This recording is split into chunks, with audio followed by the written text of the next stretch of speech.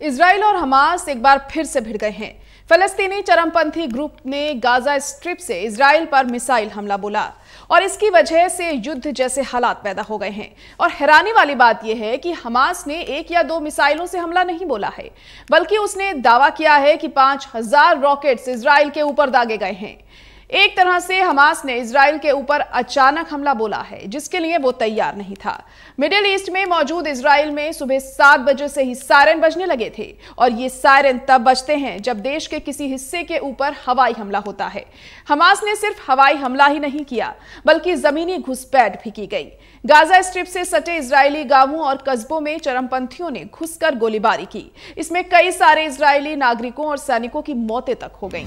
दरअसल हमास की स्थापना 1980 के दशक में हुई और यह एक फलस्तीनी चरमपंथी संगठन और एक राजनीतिक पार्टी है। 1987 में हमास ने अपनी ताकत का परिचय करवाया जब इसने इजराइल के खिलाफ फलस्तीनी लोगों की आवाज बुलंद करने के लिए पहले इंतिफादा की शुरुआत की। अरबी में हमास का मतलब इस्लामिक रेजिस्टेंस मूवमेंट होता है। हमास की स्थापना शेख अहमद यासीन ने की थी। वह 12 साल की उम्र से ही व्हील चेयर पर थे। एक तरह से शेख अहमद यासीन इस चरमपंथी ग्रुप के धार्मिक नेता थे। 2004 में इजरायली हमले में उनकी मौत हो गई। 1990 के दशक से ही हमास ने खुद को एक सैन्य संगठन के तौर पर स्थापित करने का काम किया। हमास गाजा स्ट्रिप से ऑपरेट करता है। यहां पर वह सरकार चलाता है और लोगों की मदद करता है। इसका एक मिलिट्री विंग भी है जिसका नाम है इज़्ज़ुद्दीन अल कासम ब्रिगेड।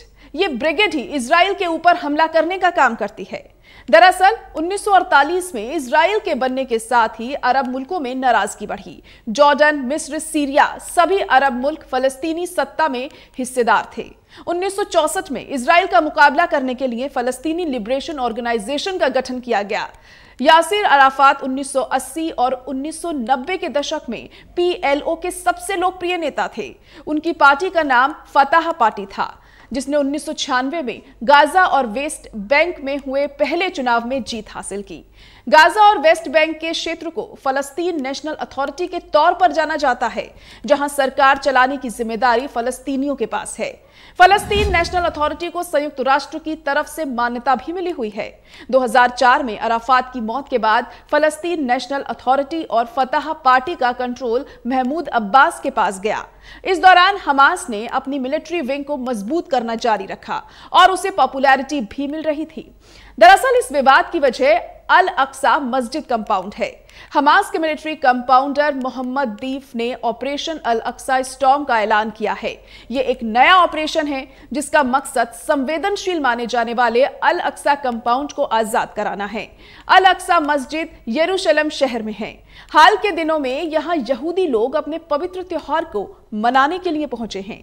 इस कंपाउंड में ही टेंपल माउंट है, जहां यहूदी प्रार्थना करते हैं।